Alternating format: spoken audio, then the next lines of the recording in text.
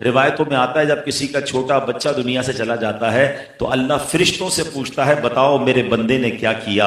اللہ کی بارگاہ میں عرض کرتے ہیں مولا اس کے گویا دل کا ٹکڑا چلا گیا ہے مگر وہ تیری رضا پر راضی ہے. اللہ اس بچے کے دنیا سے جانے پر صبر کرنے کی وجہ سے ماں باپ کی مغفرت فرما دیتا ہے. تو ہمیں ہر حال میں اللہ کا شکر ادا کرنا ہے. بچے کی پیدائش ہو تب بھی شکر ادا کرنا ہے. بچہ اللہ نہ کرے انتقال ہو جائے تب بھی اللہ کی رضا پر راضی رہنا ہے. بچہ پیدا نہیں ہو رہا, بے اولاد بھی ہوتے ہیں کچھ لوگ, مگر ان کی زبان پر بھی بعض اوقات بڑے شکوے ہوتے ہیں. ہمیں اس میں بھی رب کا شکر ادا کرنا ہے کہ جو میرے مالک کی مرضی میں اس پر راضی ہوں. ہمارا پرابلم یہ ہے کہ ہم اپنے ذہن میں کچھ چیزوں کو ٹارگٹ بنا لیتے ہیں اور جب وہ نہیں ملتا تو ہم اس پر بہت زیادہ یہ سمجھیے کہ تکلیف بھی محسوس کرتے ہیں اور پھر اللہ کی بارگاہ میں شکوے کرتے ہیں. دیکھیں یاد رکھیں اللہ کریم کے فیصلے ہمارے لیے بہترین ہیں. میں آپ سے سوال کرتا ہوں کیا ہماری ماں ہمارے بارے میں کبھی کوئی غلط فیصلہ کر سکتی ہے؟ ماں تو ہمیشہ بیسٹ فیصلہ کرتی ہے نا.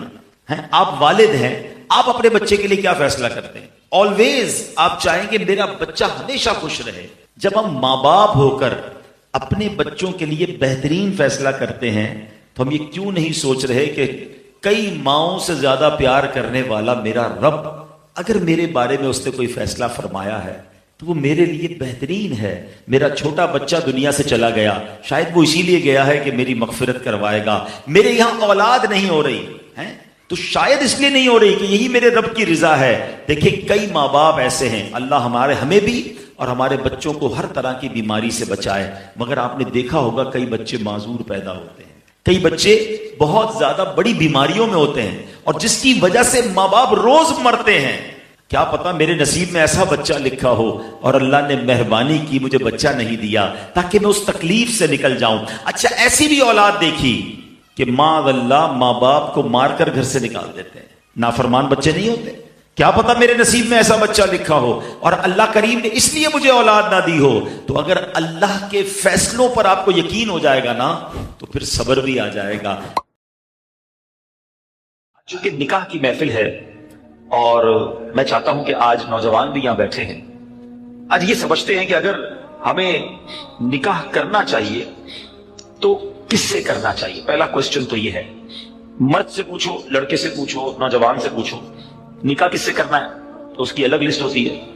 لڑکی سے پوچھو آپ کو شادی کرنی ہے تو لڑکا کیسا ہونا چاہیے, اس کی الگ لسٹ ہوتی ہے. نارملی ہماری لسٹ کیا ہوتی ہے؟ اگر لڑکے سے پوچھو خوبصورت ہونی چاہیے, پڑھی لکھی ہونی چاہیے, اچھے خاندان سے ہونی چاہیے, اور پھر جو ذرا لالچی قسم کے ہوتے ہیں کہتے ہیں جہیز بھی اچھا لائے, پیسے بھی زیادہ ہو, مالدار خاندان سے ہو. آج کل ایک اور ٹرینڈ بھی چلا ہے کسی بیرون ملک سے ہو تو مجھے بھی ویزا مل جائے گا. نارملی آج کے دور میں شادی کرنے کے لیے لڑکے کے ذہن میں یہ ایک خاکہ ہوتا ہے. لڑکی سے پوچھے تو اس کو بھی یہ کہنا ہوگا خوبصورت ہونا چاہیے, اچھا کمانے والا ہونا چاہیے, اس میں ایک دو اضافے شاید وہ کر دے کہ با اخلاق ہو, میرا خیال رکھنے والا ہو, اکیلا ہی ہو دنیا میں تو زیادہ اچھا ہے تاکہ بعد میں ساس بہو کی اور نند کی کوئی ٹینشن ہی نہ رہے. ہر طرف سے اپنے ذہن میں ایک خاکہ بنا ہوا ہے. آج ہم شریعت کی روح سے سمجھنے کی کوشش کرتے ہیں کہ اسلام کیا کہتا ہے. میں مسلمان ہوں, جس نبی کا کلمہ پڑھا ہے, میرے آقا علیہ الصلوۃ والسلام کیا فرماتے ہیں کہ نکاح کیسے کرنا چاہیے, تلاش اگر زوجہ تلاش کرنی ہے تو کیسے کرنی چاہیے اور اس میں کیا دیکھنا چاہیے. بڑی مختصر اور بڑی جامع حدیث ہے.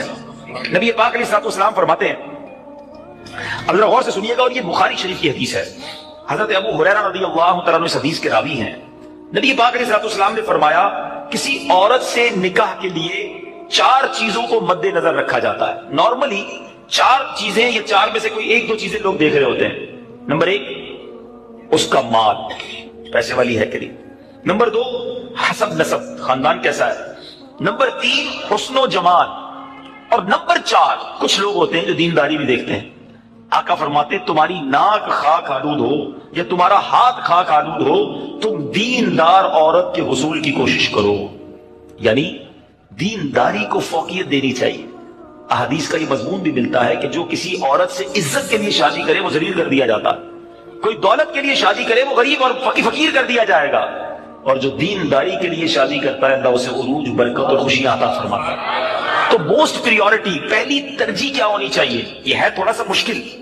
اصل میں یہ باتیں جو ہے نا نوجوانوں کو سمجھ نہیں آتی. جو شادی شدہ ہے نا, یہ شکل و صورت جو ہے نا, یہ اس کی اہمیت بعد میں بہت تھوڑی رہ جاتی ہے. آج نوجوان اور لڑکے لڑکیاں کی امیجنیشن میں ضرور ہوتے ہیں کہ چہرہ کیسا ہو، خوبصورتی کیسی ہو، لیکن شادی کے کچھ عرصے کے بعد چہرے کی وہ اہمیت نہیں ہوتی جو اخلاق کی ہوتی ہے، جو کردار کی ہوتی ہے، جو گھر گھرستی کی ہوتی ہے.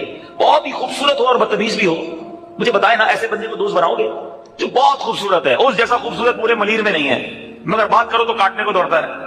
تو جب دوست نہیں بناؤ گے تو بیوی کیسے بناؤ گے، شوہر کیسے بناؤ گے؟ خوبصورتی ہی سب کچھ نہیں ہے زندگی میں. ایک بات، دل خوبصورت ہونا چاہیے، اس کے اندر اخلاق ہونے چاہیے، اور سب سے مین چیز دینداری ہے. اب میں یہاں جو بزرگ بیٹھے ہیں ان سے ایک بات کرنا چاہوں گا کہ چلے یہ تو لڑکوں کی خواہش، لڑکیوں کی بات ہو گئی، ماں باپ کی خواہش کیا ہوتی ہے؟ فیملی ممبر سے پوچھیں، کسی بزرگ سے پوچھیں، بھائی آپ کو اپنے بیٹے کی شادی کرنی ہے، بہو کیسی چاہیے؟ تو وہاں بھی یہی ہوگا، خوبصورت ہو، پڑھی لکھی ہو، سمجھدار ہو، گھر گرستی آتی ہو، خاندان بڑا ہو، بس یہ 4-5 چیزیں. آج رشتہ ڈھونڈتے وقت دینداری کون چیک کرتا ہے؟ آپ نے کبھی یہ سوچا؟ اب میں بڑی عجیب بات کرنے جا رہا ہوں، علماء نے کتابوں میں یہ بات لکھی ہے. جتنے میرے بھائی یہاں بیٹھے ہیں نا جن کی شادیاں نہیں ہوئی، یہ میں ان سے بات کر رہا ہوں اور جو مجھے لائیو سن رہے ہیں، کہ علماء فرماتے ہیں کہ اس نوجوان پر اپنی ہونے والی اولاد کا حق ہے جس کی ابھی شادی نہیں ہوئی. جی ہاں، جس کی شادی نہیں ہوئی نا، اس کی اپنی اولاد کا ایک حق ابھی سے اس پر ہے. اور وہ حق کیا ہے؟ کہ وہ اپنی ہونے والی اولاد کے لیے اچھی ماں تلاش کرے، کیونکہ ماں ہی پہلی درسگاہ ہے. ماں ہی اچھی نہیں ہے، ماں ہی دیندار نہیں ہے، ماں ہی برے کاموں میں ہے، تو اس کی اولاد کی تربیت کیسی ہوگی؟ یعنی آپ نے اپنی ہونے والی اولاد کے ساتھ ظلم کیا اگر آپ نے ان کے لیے اچھی ماں تلاش نہ کی. سیدی غوث اعظم رضی اللہ عنہ کی ہم نام کی مالا جپتے ہیں، غوث پاک کے غلام کہلاتے ہیں، سارے تقریباً قادری بیٹھے ہوں گے، پیرانے پیر کے چاہنے والے ہیں نا. غوث پاک کی شان کیا تھی؟ مدرسے میں گئے، قاری صاحب نے کہا پڑھو بسم اللہ الرحمن الرحیم. میرے غوث پاک نے بسم اللہ سے شروع کیا اور 18 پارے زبانی سنا دی. قاری صاحب نے کہا پہلا دن ہے مدرسے میں، پہلے دن تو بچہ بسم اللہ مشکل سے پڑھتا ہے، تم نے زبانی 18 پارے سنا دی، اور بھی سناؤ. کہ اتنی یاد ہے؟ کہ کدھر سے یاد کیے؟ کہ میں جب ماں کے پیٹ میں تھا میری ماں 18 پاروں کی حافظہ تھی، ماں تلاوت قرآن کرتی تھی، ماں کے پیٹ میں ہی میں نے قرآن یاد کر لیا. وہ حافظہ تھی تو بچے کو برکت ملی نا. اب جو ماں فلمیں دیکھنے والی، گانے سننے والی، بے پردہ گھومنے والی، نمازیں قضا کرنے والی ہوگی، اس کے پیٹ میں جب بچہ ہوگا تو کیا اثر پڑے گا بچے پر؟ خاتون جنت بی بی فاطمہ نبی پاک علیہ الصلوۃ والسلام کی شہزادی نے حسنین کریمین کو کیسے پالا ہے؟ یہ جنت کے پھول ایسے ہی نہیں ہیں. بی بی فاطمہ جب جھولا جھلاتی تھی تو قرآن کی آیتیں پڑھا کرتی تھی. بچپن سے قرآن سنا ہے حسنین کریمین کے کانوں نے. ہمارے بچے کیا سنیں گے اگر ماں دیندار نہ ہوئی؟ صرف خوبصورتی، صرف پیسہ، صرف جہیز. نہ کریں ایسا، وہ بچے بھی نہ کریں ایسا، اور ان کے ماں باپ بھی نہ کریں ایسا. سب سے پہلی چیز رشتہ کرنے سے پہلے جو دیکھنی ہے وہ اس کا عقیدہ دیکھو، اس کے ایمان کیسا ہے. بہت زبردست خوبصورت بھی ہے، پیسہ بھی ہے، جہیز بھی لائے گی، مگر اللہ رسول کے بارے میں عقیدہ اچھا نہیں ہے، اولیاء کے بارے میں کچھ اور سوچتی ہے، غوث پاک کی 11ویں منانے کو شرک سمجھتی ہے. اگر ایسی عورت ہے جو میلاد منانے کو جناب بدعت سمجھتی ہے، اگر ایسی عورت تمہارے گھر میں آ گئی جو صحابہ کرام یا اہل بیت اطہار کے بارے میں برے خیالات رکھتی ہے، بتاؤ نا کس کام کا اس کا پیسہ، کس کام کی اس کی خوبصورتی جو میرے پورے گھر کے عقیدے کو برباد کر کے رکھ دے. اس باپ پر تف ہے اور اس نوجوان پر بھی تف ہے کہ جس نے شادی کرتے وقت یہ نہ دیکھا کہ میری ہونے والی جو بیوی ہے اس کا عقیدہ کیا ہے. اور پھر نماز پڑھتی ہے کہ نہیں، پردہ کرتی ہے کہ نہیں. ارے اگر بے نمازی اور بے پردہ عورت تمہارے گھر میں آتی ہے تو کیا بچے کی تربیت کرے گی، اور تمہارے آئندہ آنے والی نسلوں کا کیا ہوگا. اور اسی طرح جو میری بہنیں مجھے سن رہی ہیں، اور وہ مائیں جو مجھے سن رہی ہیں، وہ والد جو مجھے سن رہے ہیں، کہ جو اپنی بچیوں کے لیے رشتہ تلاش کر رہے ہیں، کیا دیکھتے ہیں؟ بچہ دکھتا کیسا ہے؟ ارے بھائی دکھنے میں کمزور ہوگا پھر بھی چلے گا، پیسے کس نے کماتا یہ بتاؤ ہیں. خاندان کیسا ہے؟ اچھا پھر ہم 2-3 برائیاں چیک کرتے ہیں، یہ بھی بڑا عجیب معاملہ ہے. کیا چیک کرتے ہیں؟ شراب تو نہیں پیتا، جوا تو نہیں کھیلتا، نشہ تو نہیں کرتا، بس یہ 2-3 برائیاں ہی چیک کرنی ہے. یقیناً شراب پینا حرام ہے، جوا کھیلنا حرام ہے، نشہ کرنا اچھا نہیں ہے، لیکن نماز نہ پڑھنا کوئی گناہ نہیں ہے، سب سے بڑا گناہ ہے. اچھا پھر یہ تینوں چیزیں پتہ کیوں چیک کرتے ہیں ہم؟ اپنے دل سے پوچھو، گناہ ہے اس لیے، یہ لوگوں کو برا لگتا ہے اس لیے، خاندان کا نام خراب ہو جائے گا نا. کسی نشئی کو داماد بنا لیا، کسی شرابی کو داماد بنا لیا، اپنی بیٹی کسی جواری کے ہاتھ میں دے دی، لوگ کیا کہیں گے؟ اس لیے اللہ ناراض ہوگا اس کی فکر نہیں. اگر اس کی فکر ہوتی تو پہلے یہ چیک کرتے اس کا عقیدہ کیا ہے.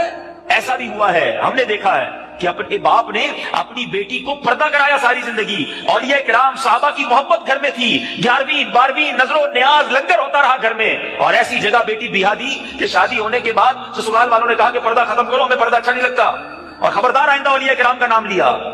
اب باپ سر پکڑ کے روتا ہے, پتہ نہیں اپنی بیٹی کدھر دے دی. اب خیال آیا تمہیں, پہلے نہیں سوچنا تھا. تو رشتے میں سب سے پہلے عقیدہ ہے, سب سے پہلے اس کا ایمان ہے. وہ سوچتا کیا ہے, وہ لڑکی کے بارے میں ہو یا لڑکے کے بارے میں ہو. پھر دوسری بڑی اہم بات, آپ یہ تو چیک کرتے ہو کماتا کتنا ہے. یہ پوچھا کیسے کماتا ہے, پیسے کتنے کماتا ہے, یہ بتاؤ. گاڑی ہے, اسکوٹر ہے, گھر ہے, تنخواہ کتنی ہے, تنخواہ حلال کی ہے یا حرام کی ہے. سود تو نہیں کماتا. سود کا کام کرنے والا وہ ہے جو اللہ سے جنگ کر رہا ہے. حدیث پڑھی ہے نا, سنی ہے آپ نے. مجھے بتاؤ, آپ نے اپنی بیٹی اس کے ہاتھ میں دے دی جو اللہ سے جنگ کر رہا ہے, اس کا گھر چلے گا؟ اللہ سے جنگ کر کے کوئی جیتا ہے؟ برباد ہی ہونا ہے. نہیں چیک کرتا کوئی نہیں پوچھتا کدھر سے کماتے ہو, حلال ہے, سچ بولتا ہے, ملاوٹ تو نہیں کرتا, رشوت کا کام تو نہیں, کسی ایسے محکمے تو نہیں ہے, کسی ایسے ڈپارٹمنٹ میں نوکری تو نہیں کرتا جدھر رشوت لے کر آتا ہے. ارے آپ کی بیٹی کو روز حرام کھلائے گا اور آنے والے بچوں کو بچپن سے حرام کھلائے گا. آپ نے کدھر بچی دے دی؟ کوئی اس بارے میں بات کرنے کے لیے تیار نہیں ہے, کوئی سوچتا ہی نہیں ہے. ایسا نہ کرو. صرف خوبصورتی اور پیسہ ہی سب کچھ نہیں ہے. زندگی گزارنی ہے میاں بیوی کو, اور آنے والی نسلیں آنے والی ہیں. ان بچوں کا سوچو جو بعد میں پیدا ہونے والے ہیں. اور ماں سب سے پہلی درسگاہ ہے. اللہ کرے, اور سبحان اللہ, یہ جو میں اور آپ دعا کرتے ہیں نا, اللہم ربنا آتنا فی الدنیا حسنہ وفی الآخرۃ حسنۃ وقنا عذاب النار. اس کا ترجمہ کیا ہے؟ اے اللہ ہماری دنیا بھی اچھی کر دے, ہماری آخرت بھی اچھی کر دے, اور ہمیں عذاب قبر سے بچا. علماء کرام فرماتے ہیں جو یہ وفی اللہم ربنا آتنا فی الدنیا حسنہ, اے اللہ ہماری دنیا اچھی کر دے, اس کی تفسیر میں علماء نے لکھا کہ دنیا اچھی ہونے کا مقصد ہے کہ اللہ اچھی بیوی عطا فرما دے.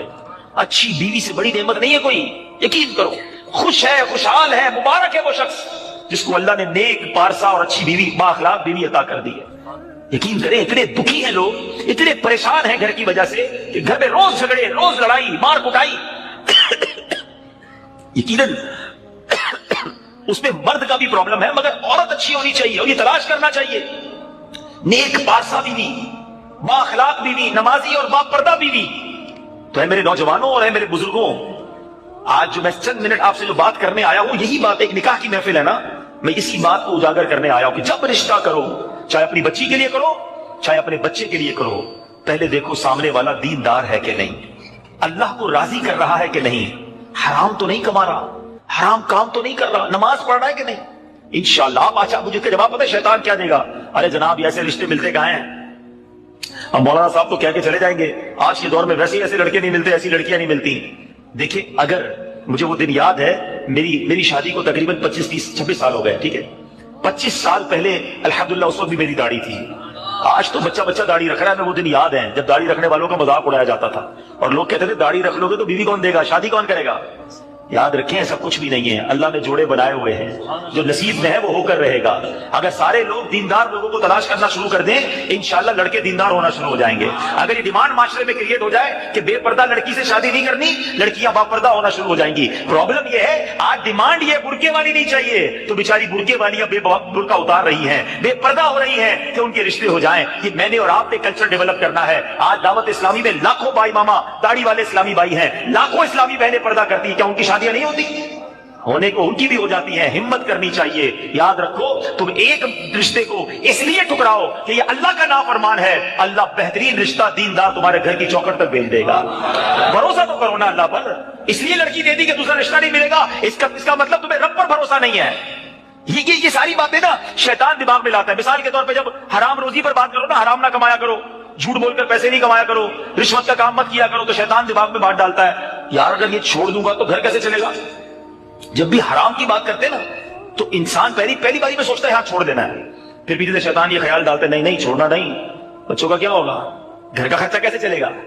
مجھے ایک بات کا جواب دیں, جو حرام کماتا ہے, جو بھی حرام کماتا ہے, تمہیں پیسے مل رہے ہیں, روزی مل رہی ہے, سب مل کر جواب دیں گے روزی دینے والا کون ہے, روزی دینے والا کون ہے, بچوں کے رشتے گھر بھیجنے والا کون ہے, بچوں کو خوشیاں دینے والا کون ہے, شادی کامیاب ہو جائے یہ برکت ڈالنے والا کون ہے, شادی کے بعد اولاد کی نعمت دینے والا کون ہے. جب سب دینے والا رب ہے, مجھے ایک بات بتائیے, حرام کمانے والا حرام کر رہا ہے, اللہ کو ناراض کر رہا ہے, اس کو پھر بھی پیسے مل رہے ہیں, وہ حلال کرے گا تو اللہ روزی روک لے گا. اللہ رزق کے دروازے بند کر دے گا. اللہ کی طرف تم بڑھو گے, فرما برداری کرو گے, اللہ روزی بند کر دے گا. یہ کیسے ممکن ہے؟ ارے تم حرام کا ایک دروازہ بند کرو, اللہ حلال کے 100 دروازے کھول دے گا. ہماری زندگی کا ایک بہت اہم ساتھی ہے جس کو ہم سفر کہا جاتا ہے. اسلام بیوی کے بارے میں کیا درس دیتا ہے؟ اور فیملی ممبر سے اب بھی بہت پیار کر رہے ہوتے ہیں, مگر بعض اوقات بیوی کو بڑا ڈیگریڈ کرتے ہیں.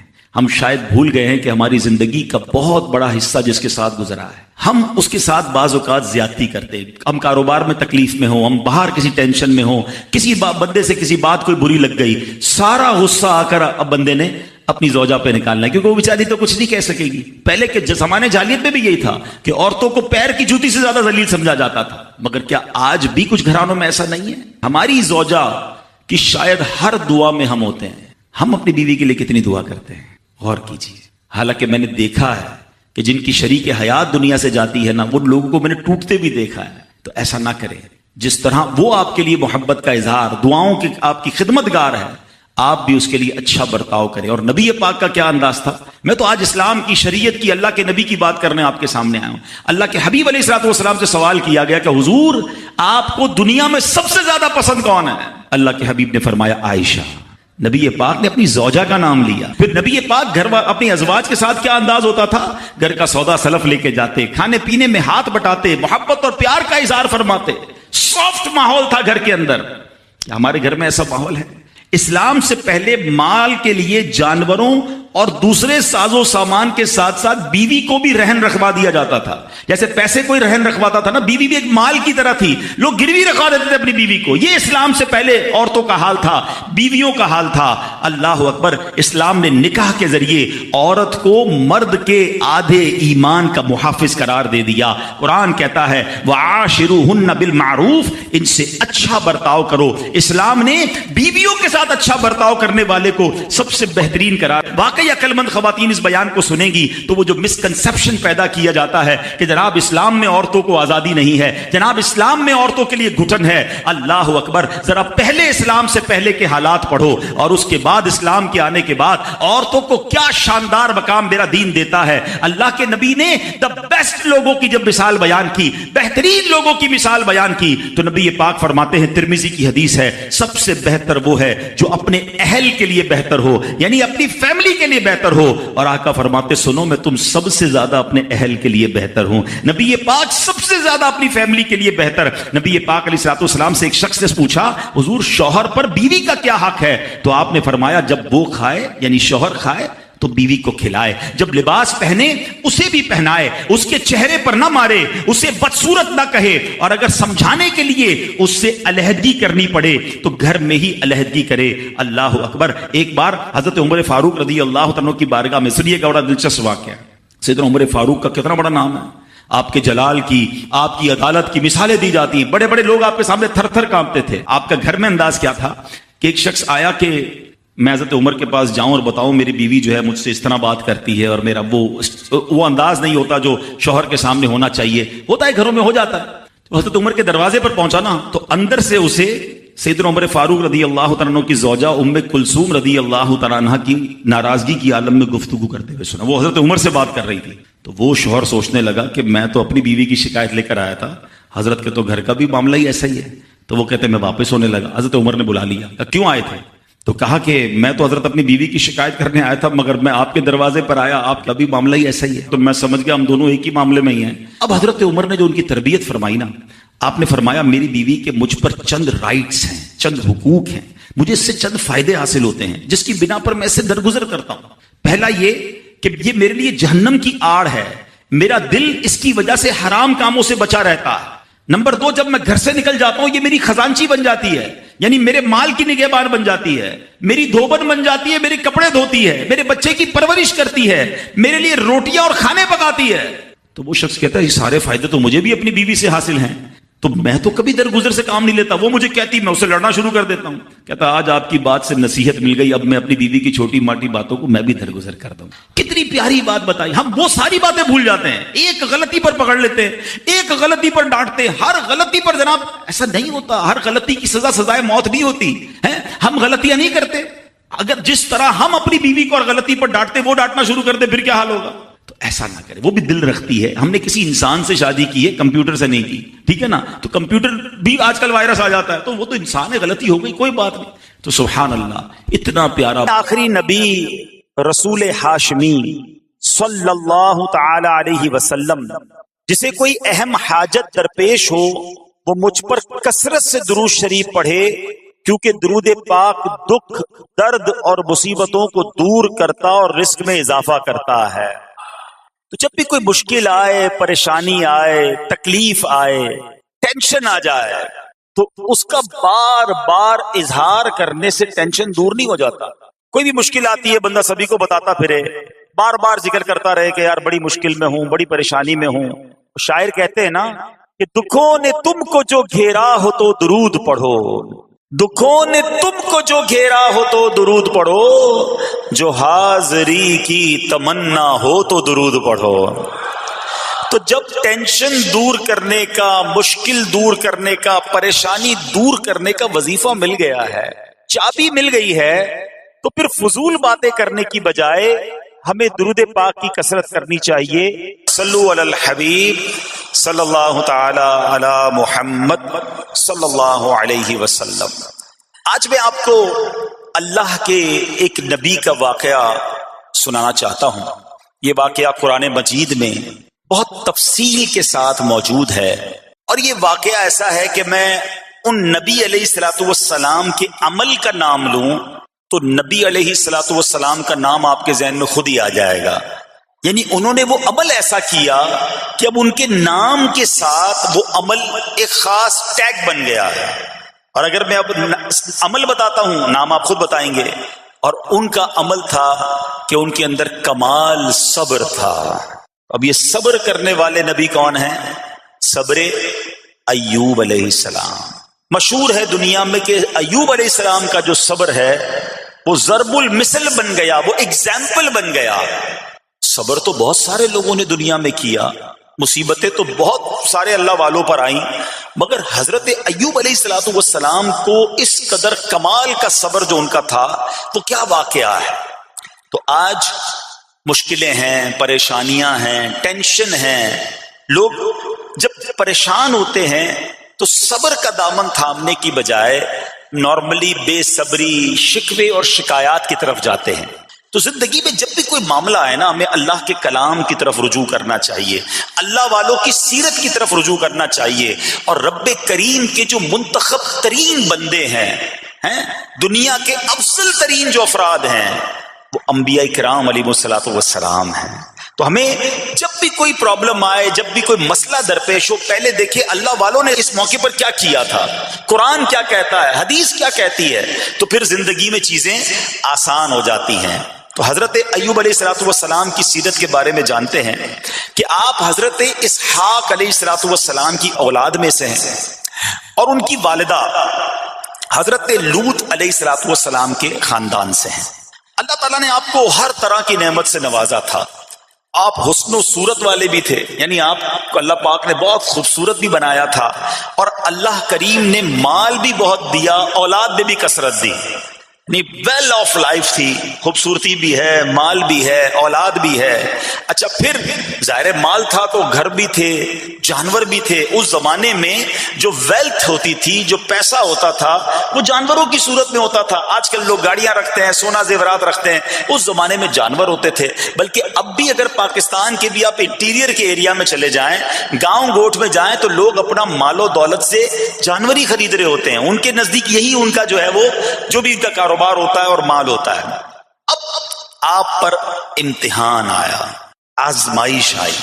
اور وہ آزمائش کیسے آئی کہ پہلے آپ کا مکان گرا, اور خاندان کے جتنے افراد تھے اور آپ کے بیٹے تھے, جتنے بھی آپ کے بیٹے تھے نا, وہ سب اس مکان کے تلے دب کر انتقال کر گئے. اللہ اکبر. آپ کو آ کر خبر دی جاتی گئی کہ حضور آپ کا مکان گر گیا ہے, آپ کے بچے دب گئے اور دب کر ان کا انتقال ہو گیا ہے.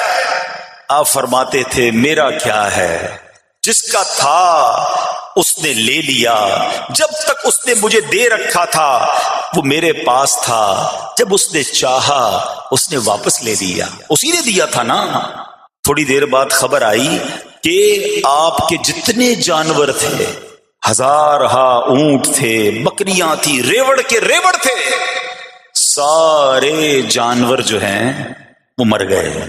کسی نے آ کر کہا کہ اب آپ کی جتنی دولت تھی، جتنے جانور تھے، وہ بھی مر گئے۔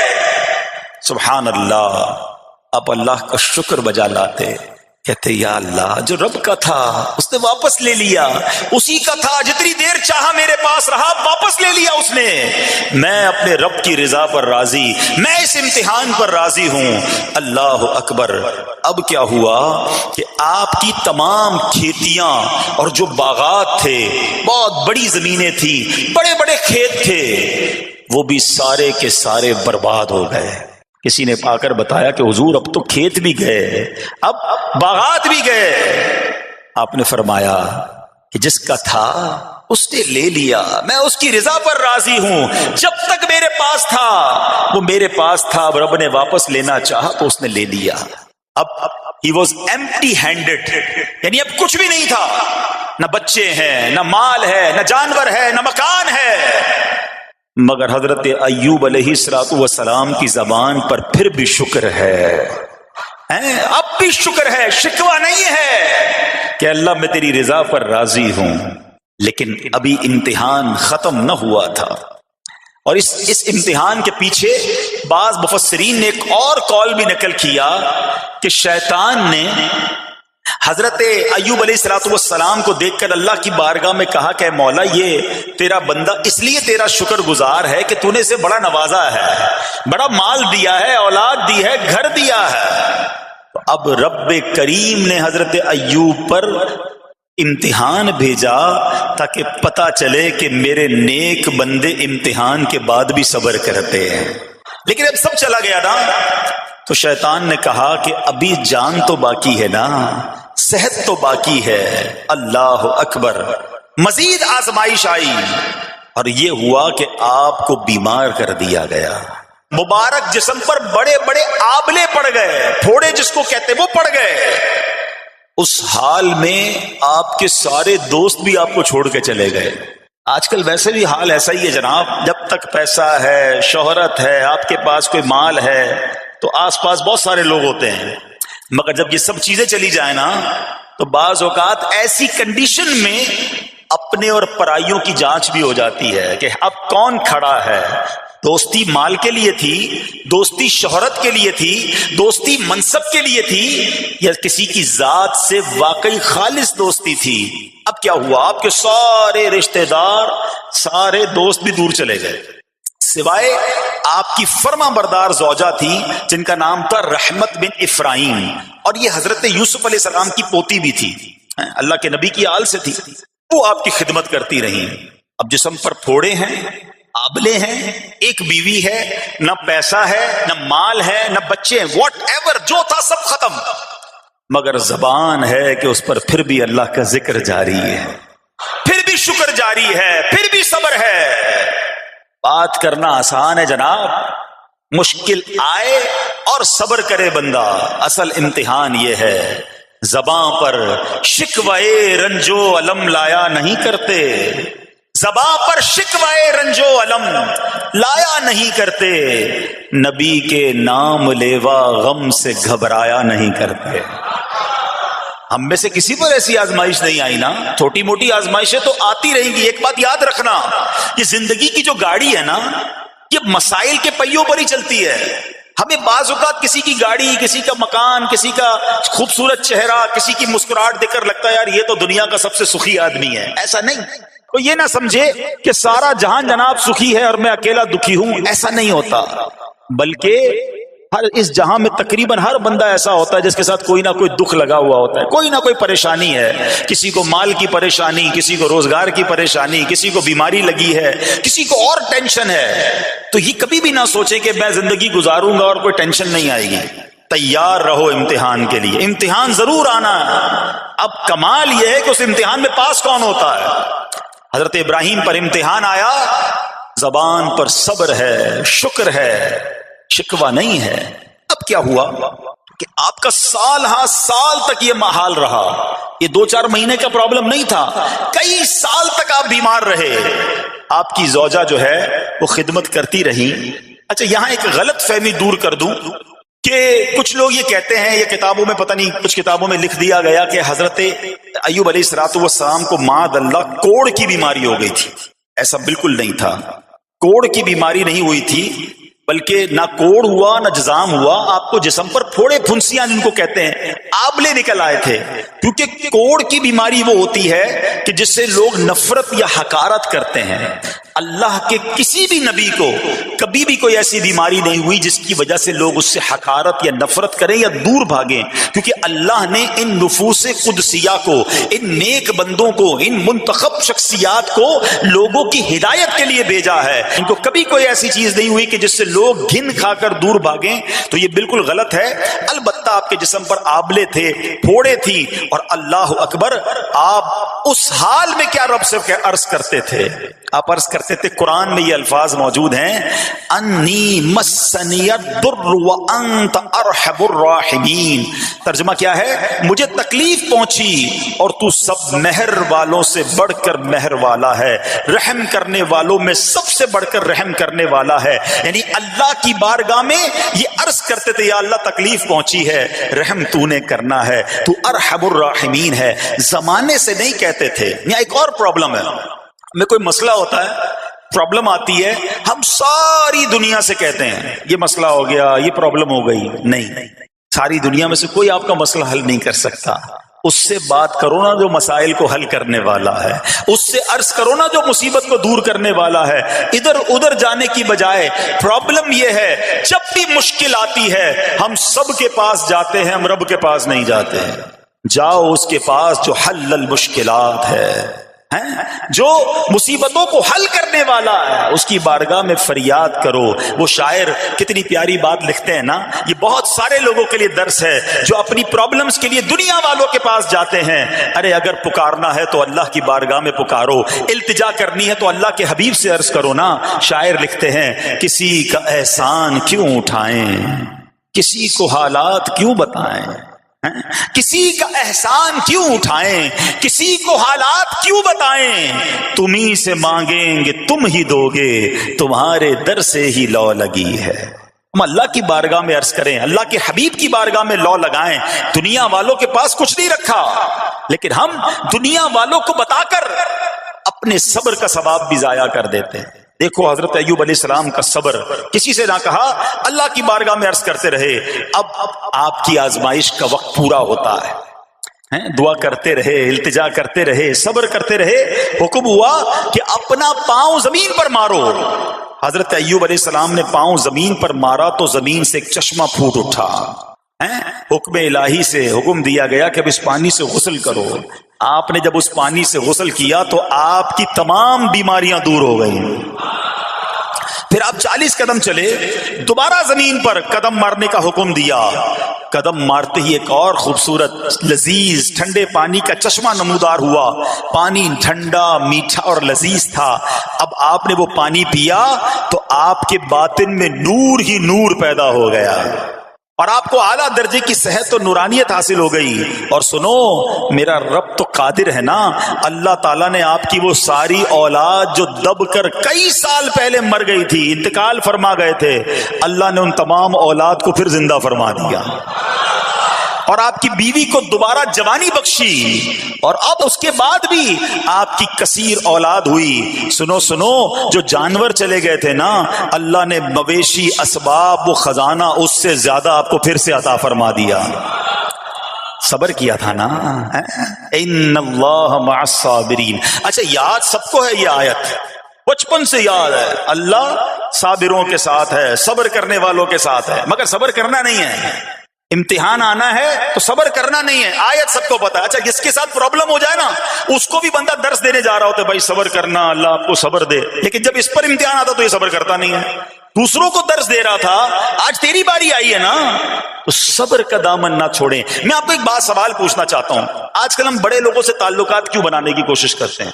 یار جب کوئی مشکل ٹائم آئے گا نا تو یہ بندہ کام آئے گا. یہ پیسے والا دوست ہے, یہ اس کے تعلقات بہت ہیں, اس کی گورنمنٹ میں بات ہے, اس کی وکیلوں میں بات ہے, 4-5 ایسے دوست ہونے چاہیے. یہ ڈاکٹروں کے اندر بڑی اچھی اس کی دوستی ہے, کوئی ڈاکٹر کا بھی کام آئے گا تو یہ بندہ کام آ جائے گا. ہم دنیا والوں سے تعلقات اس لیے بناتے ہیں تاکہ یار مصیبت آئے تو یہ بندہ کام آئے. اور نارملی اکثر ایسا ہوتا ہے کہ جس سے امید رکھی ہوتی ہے مصیبت کے وقت غائب ہو جاتا ہے. لیکن رب خود قرآن میں فرما رہا ہے ان اللہ مع الصابرین, صبر کر لو اللہ کی رحمت تمہارے ساتھ ہو جائے گی.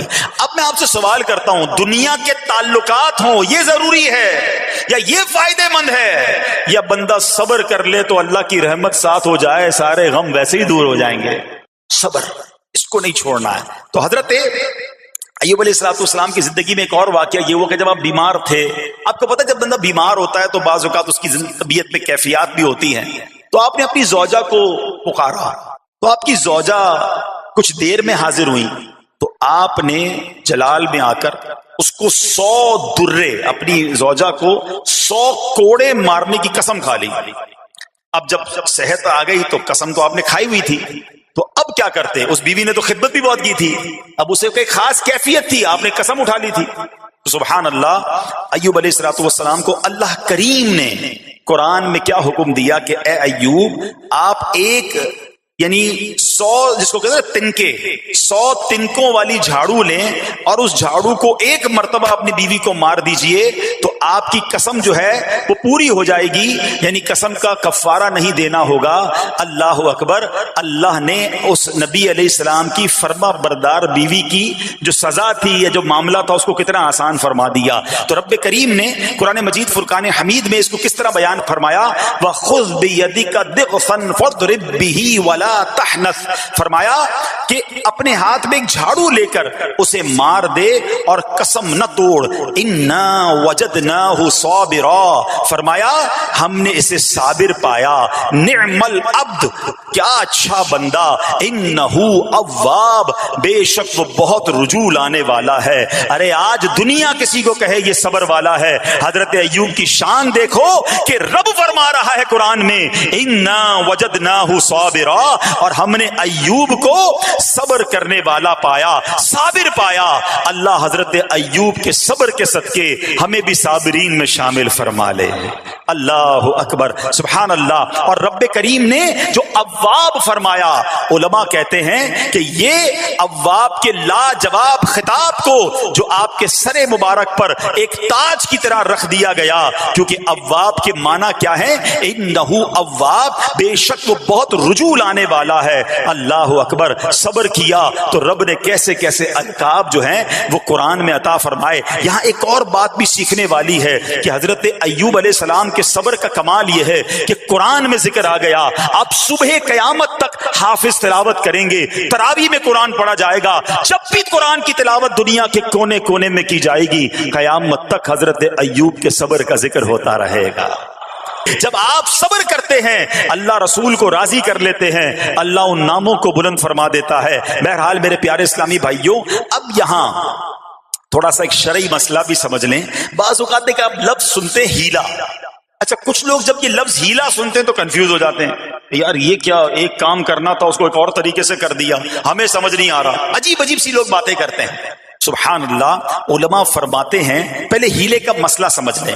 فتاوی عالمگیری میں ہے, جو ہیلا کسی کا حق مارنے یا اس میں شبہ پیدا کرنے یا باطل ذریعے سے فریب دینے کے لیے کیا جائے وہ مکروہ ہے, اور جو ہیلا اس لیے کیا جائے کہ آدمی حرام سے بچ جائے یا حلال کو حاصل کر لے وہ اچھا ہے. انما الاعمال بالنیات, غلط نیت سے ہیلا کہ کسی کا حق دبا لوں یا معاذ اللہ زکوٰۃ ادائی نہ کرنی پڑے, تو اللہ کو کوئی دھوکہ نہیں دے سکتا, اللہ دیکھ رہا ہے کہ اس کی نیت کیا ہے.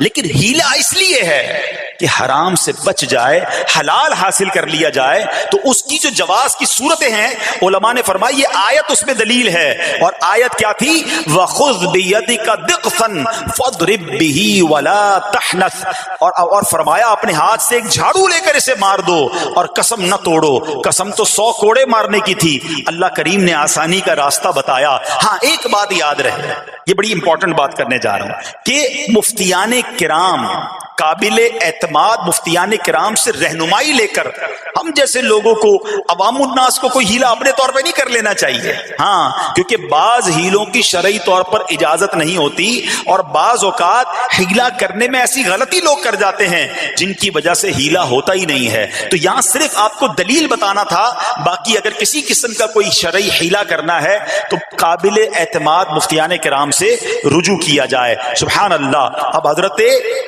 ایوب علیہ السلام کے صبر کی بات ہوئی ہے نا، اللہ نے پتہ ہے آپ کو کتنا مقام عطا فرمایا کہ نبی کریم صلی اللہ تعالی علیہ وآلہ وسلم نے ارشاد فرمایا حضرت ایوب لوگوں میں سب سے بڑھ کر عالم، صابر اور غصہ پینے والے تھے. حضرت ابن مسعود رضی اللہ تعالیٰ عنہ سے مروی ہے کہ حضرت ایوب علیہ السلام قیامت کے دن صبر کرنے والوں کے سردار ہوں گے. ہاں، صبر کرنے والوں کے بھی سردار ہوں گے. اچھا، بعض اوقات ہوتا کیا ہے، اچانک کوئی پرابلم آ گئی، کہیں آگ لگ گئی، گاڑی میں نقصان ہو گیا، پیسے چوری ہو گئے، موبائل چوری ہو گیا، کوئی چیز میں نقصان ہو گیا، کاروبار میں نقصان ہو گیا، صحت خراب ہوئی. بندہ کہتا ہے یار یہ میرے ساتھ کیوں ہوا ہے، میں نے ایسا کیا کیا ہے. بعض اوقات زبان سے شکوے، شکایت، حالانکہ قرآن مجید فرقان حمید نے تو پہلے ہی ہمیں بتا دیا ہے.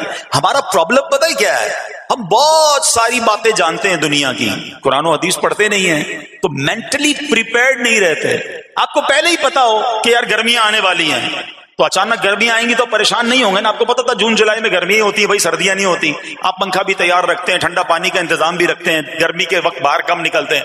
اور سردیاں آتی ہیں آپ کو پہلے ہی پتا ہوتا ہے، رضائی تیار کر لیتے ہیں، سویٹر نکال لیتے ہیں. ایسا نہیں ہوتا کہ صبح اٹھتے تو 40 ڈگری ہوتا ہے، دوسرے دن اٹھتے تو 5 ڈگری ہوتا ہے. بندہ کہ یار آج ٹھنڈ کی ہو گئی، کل گرمی کی ہو گئی.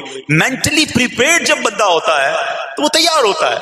اگر جو قرآن پڑھنے والا ہے، حدیث پڑھنے والا ہے، اس کو تو پہلے ہی مینٹلی پریپیئرڈ ہونا ہے. کیوں؟ قرآن کا وعدہ ہے نا، قرآن کا اعلان سنو. اللہ کریم قرآن مجید میں کیا ارشاد فرماتا ہے؟ بسم اللہ الرحمن الرحیم وَلَنَبْلُوَنَّكُمْ بِشَيْءٍ مِّنَ الْخَوْفِ وَالْجُوعِ وَنَقْصٍ مِّنَ الْأَمْوَالِ وَالْأَنفُسِ وَالثَّمَرَاتِ وَبَشِّرِ الصَّابِرِينَ. اور ضرور ہم تمہیں آزمائیں گے. کیا فرمایا؟ ضرور آزمائیں گے، تیار رہو. دیر از ایگزامینیشن. اچھا، آزمائش کن کن چیزوں کی ہوگی؟ سبحان اللہ، قرآن نے لسٹ بھی دے دی ہے کہ آزمائش کیا ہوگی. فرمایا کچھ ڈر سے، اچانک خوف آ جاتا ہے نا، کوئی دشمن آ جاتا ہے، کوئی دھمکی دے رہا ہوتا ہے، اچانک حالات خراب ہو جاتے ہیں، دل میں خوف بیٹھ جاتا ہے. پھر فرمایا بھوک سے، مال کم ہو گیا، تنگی آ گئی تو بھوک سے. پھر فرمایا کچھ مالوں اور جانوں اور پھلوں کی کمی سے. کبھی کاروبار میں نقصان ہوگا، کبھی کسی کے باغات ہے تو باغ فصل اجڑ سکتی ہے، آپ کو کوئی نقصان ہو سکتا ہے، کسی جگہ آگ لگ سکتی ہے، اور جانوں کی کمی سے بیماری بھی آ سکتی ہے. مگر آگے کیا فرمایا؟ وَبَشِّرِ الصَّابِرِينَ. خوشخبری سنا ان صبر والوں کو. اور جب سبحان اللہ یہ ایگزام آتا ہے نا، جو اس ایگزام سے نکل جاتا ہے تو رب نے فرمایا خوشخبری ہے. اللہ اکبر. ہم نے زندگی میں دیکھا ہے جس نے مصیبت پر صبر کیا، اللہ کی رضا پر راضی رہا، اللہ نے مشکل سے بھی نکالا اور پہلے سے اسے زیادہ عطا فرما دیا. ہمارا پرابلم ہی ہم ٹیسٹ میں فیل ہو جاتے ہیں. جیسے امتحان شروع ہوا، واویلا شروع، شور شروع، شکوے شروع. سب کو بتانا، حالانکہ کر کوئی نہیں سکتا لیکن سب کو بتائیں گے. نہ کرو ایسا، میں جانوں میرا رب جانے، مجھے کیوں کسی کو بتانا. ہاں، وہ کریم ہے، وہ دیکھ رہا ہے کہ میرا بندہ صبر کر رہا ہے. سبحان اللہ. حضرت سیدنا امام ابو جعفر محمد بن جریر طبری تفسیر طبری میں اس آیت مبارک کے تحت فرماتے ہیں، یعنی ہم تمہیں دشمن کے خوف، قحط سالی، شدید بھوک و فقر و فاقہ، فصلوں کی کمی، مقاصد کے حصول میں مشکلات، کفار سے جنگ کے دوران افرادی قوت میں کمی اور اہل و عیال کی موت وغیرہ کے ذریعے آزمائیں گے. اور یہ سب چیزیں بطور امتحان ہوں گی تاکہ تمہارے سچے جھوٹوں سے اور اہل بصیرت मुनाफिकों से जुदा हो जाएं। यानी इस टेस्ट में पता चल जाएगा कौन अल्लाह वाला है, कौन सब्र वाला है, कौन अल्लाह की रिजा पर राजी रहने वाला है। सुनो सुनो, जब ये तकलीफ आती है ना तो इसका फिर अजर कितना मिलता है। शहंशाह नबूवत मखज़ने जूदो सखावत सल्लल्लाहु ताला अलैहि वसल्लम ने इरशाद फरमाया, जो दुनिया में ही अपनी हर ख्वाहिश की तकमील कर ले तो ये चीज आखिरत में इसके और उसकी ख्वाहिश के दरमियान आड़ और पर्दा बन जाएगी। और जो मालदारों की जीनत की तरफ अपनी निगाहें दराज करे तो वो आसमान वालों के सामने बेइज्जत हो जाता है। और जो शदीद भूख पर सब्र करे अल्लाह अज़्ज़ व जल उसको जन्नतुल फिरदौस में जहां चाहेगा ठिकाना अता फरमाएगा।